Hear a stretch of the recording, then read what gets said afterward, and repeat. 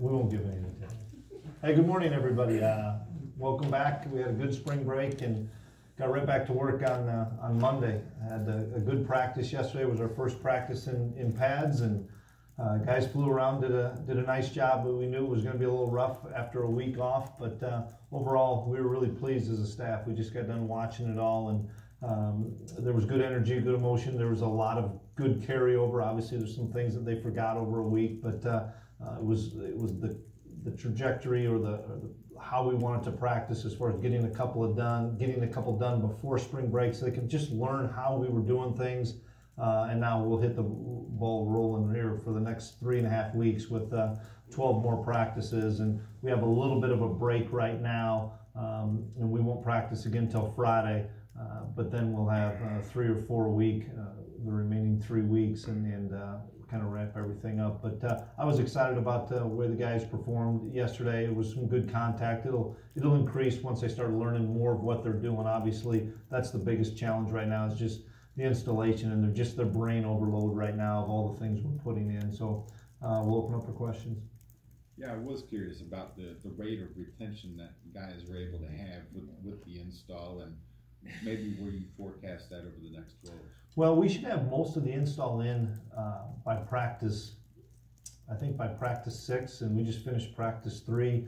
We had a good amount of time before spring break where we were kind of hammering on, hey, this is going to be 1, 2, and 3, because we know there's a big break between practice 2 and practice 3. So we had some walkthroughs. We had a number of things where those guys had to be challenged to make sure that they could have some retention. Obviously, it wasn't all there, but I take defense, for example. We only had a couple of defenses in, so I thought the retention was pretty good. Now it's just getting back into the football mold of running to the football and making sure that you can keep your mental state about you as there's motions and shifts, because that's something our offense does an awful lot of, is shift, trade, and motion, and that's probably the biggest challenge it was yesterday for us. I understand we're going to have some players in here today, and I very much appreciate that. A couple guys that I want to ask you about. First of all, Hunter Rison, what do you think of him? Hunter's got a bright future here. I've been impressed with him in the first couple of days. He made a couple really nice catches yesterday. He's a pretty dynamic receiver. Learning a little bit more about him. I like his demeanor. I like his mentality and how he attacks the game, and excited to see what he can do. You know, we're pretty blessed to have a number of wide receivers, so you know, where can we find spots for him to be successful? And the second guy I had, James Gilbert. Yeah, James getting an opportunity. He's played a lot of college football, which has really helped James, and the fact that he has a lot more experience than anybody else at running back there, just from his time at Ball State, and he's picking up a new offense just like all the other backs are. But I've been pleased. He's got a great quickness, great acceleration, and sees the hole well. Obviously, we haven't gone tackling or anything like that, so we'll see how that plays out over the next couple of weeks, but really pleased with James. How's Harry Trotter come along? I mean, I know that just kind of changing systems when he got here was a little bit different than obviously a coaching change, but how has he emerged so far for you? Yeah, he's a pure running back. That's what I like about Harry. I don't think any of that stuff rattles him as far as what system he had at school at Louisville or what he came to here and those things. I think he's just a pure running back. I think he's pretty special with the ball in his hands. It's all the other things that he's got to continue to evolve, whether it's catching the ball out of the backfield or pass protection, and once again, learning a new system. As a running back, it should probably be the easiest of the transitions, a lot easier than O-line or secondary or something. But Harry's going to be in the mix there, and once we get to some scrimmage situations, we'll see what he can do. We'll see what Tyler Burns can do. We'll see what James can do. All those guys. It's pretty wide open competition there. Is there a player, and maybe there's not, but is there a player you've ever coached that he kind of maybe reminds you of in terms of his skill set at all? No, we had a kid at North Dakota State named Chase Morlock that was pretty similar. You know, 'cause he was 215 plus pounds. That had enough speed and enough burst and ran through arm tackles. It'll be interesting to see if Harry has those attributes of being able to block, being able to protect, and then be able to catch the ball in the backfield, which I know he has a skill set to do. We just haven't evolved to that yet offensively. If you had to pick somebody on both sides of the ball who's kind of caught your eye through the first few practices, who would they be? Defensively, Justin Hughes is just a really good football player. As a linebacker, you're learning a new system, and he still plays the game really fast. You look at any of the guys up front, because even though things change, you're a defensive lineman, a lot of things stay the same. But as a linebacker, I watch Justin Hughes play. He's just a really good football player and has really good instincts. Offensively, Dalton Schoen's just a really good football player. Knows how to get open, uses his hands well. Physical guy, and there's a number of guys like that you can just tell when you flip on the video and 20 plays or so go by, and you say, okay, that guy's played a lot of Big 12 football, and there's a number of guys like that. So we're really pleased. It's just trying to get everybody up to speed with the new stuff.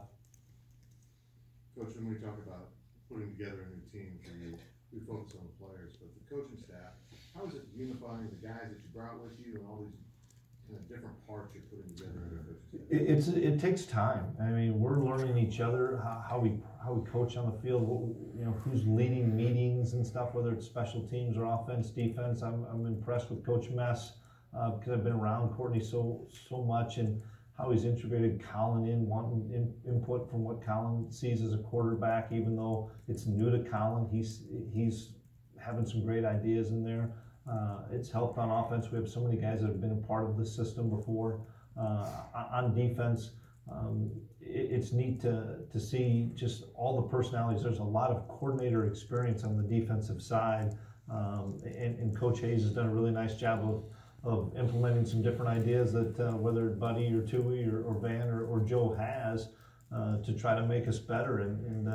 But we're also learning each other's strengths, learning each other's weaknesses, and the one thing I've been really impressed sitting in on both offensively and defensively as we watch practice tape or anything like that is there's not any egos in the room, which is something that I didn't think there would be just with the people that I hired, but it was neat to see how they all work well together and have great respect for one another.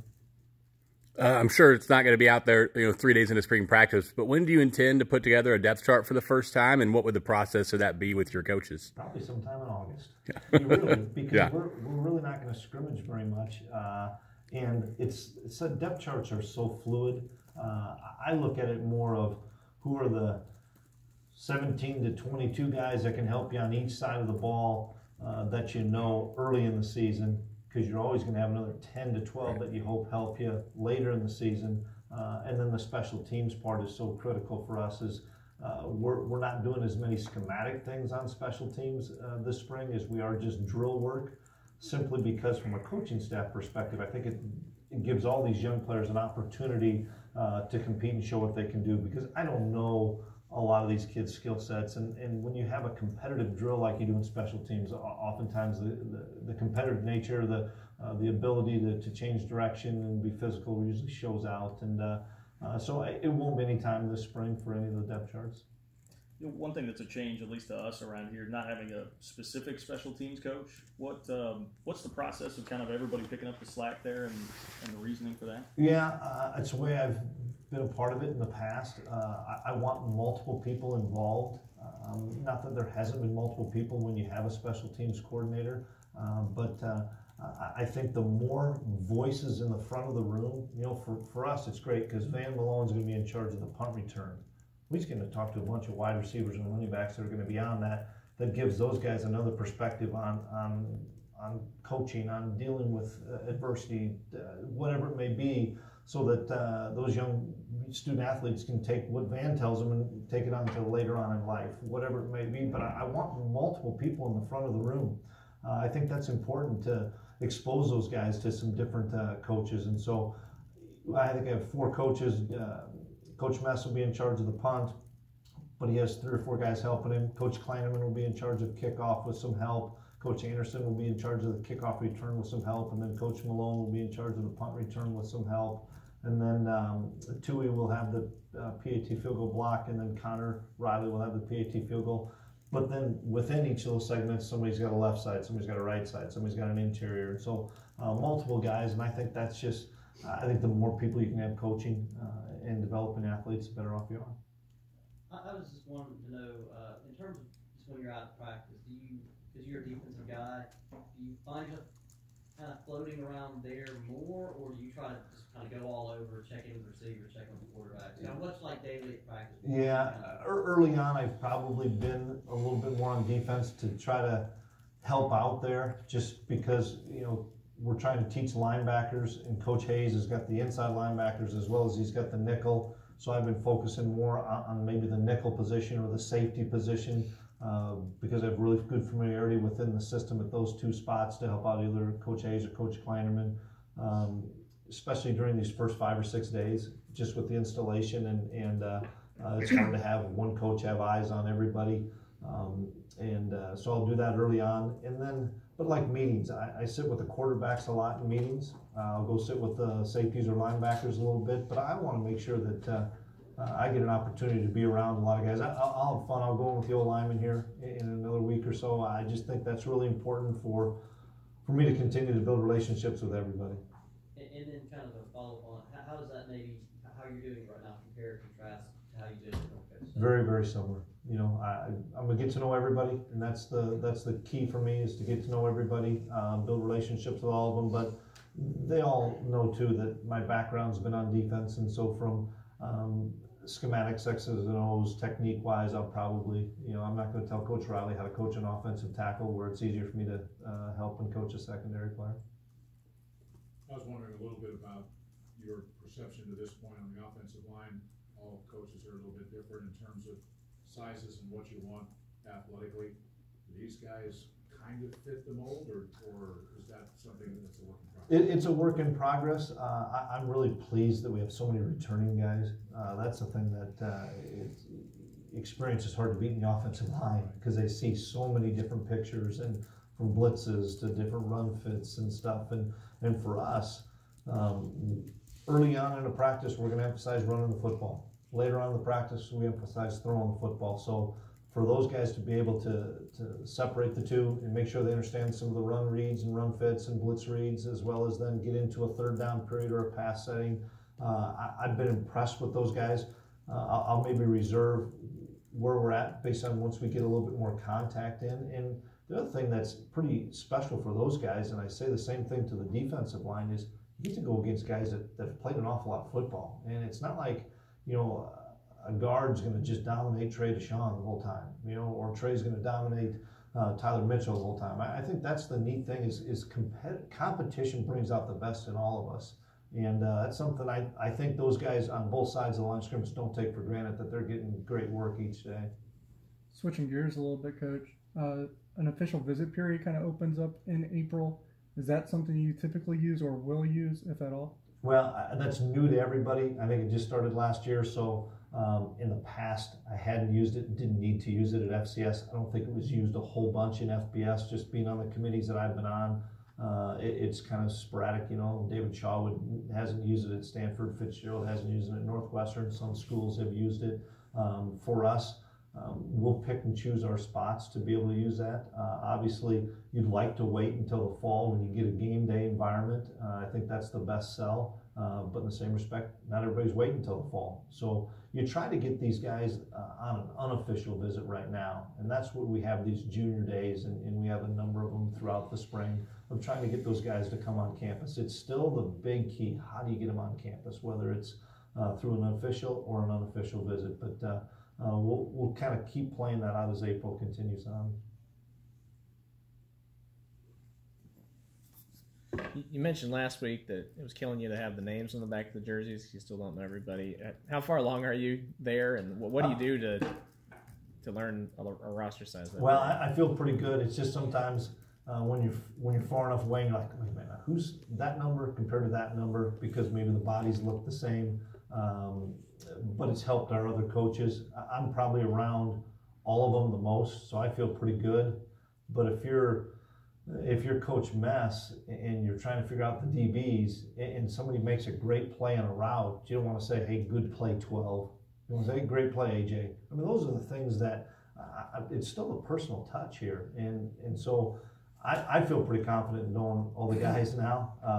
But I know from an assistant standpoint, because I've been there, you get locked into your position and maybe don't get to know somebody on the other side of the ball. Well, now you can still get a name with a face, and maybe somebody splashes a play, you at least can look and say, hey, because we don't see them as much with their helmets obviously on, so those kids can, or those coaches can be able to say, hey, good job, and make sure they know their name.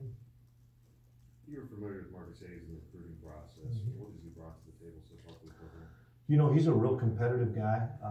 He's got really good athleticism. You know, people, I don't know if remember or recall, he led the country in punt returns last year at New Mexico. So he's a special talent, and we're playing him at free safety right now. It's a different system than what he did at New Mexico. So he's learning on the run like everybody else, but I like his confidence. I like he's got a little swagger to him as a defensive back.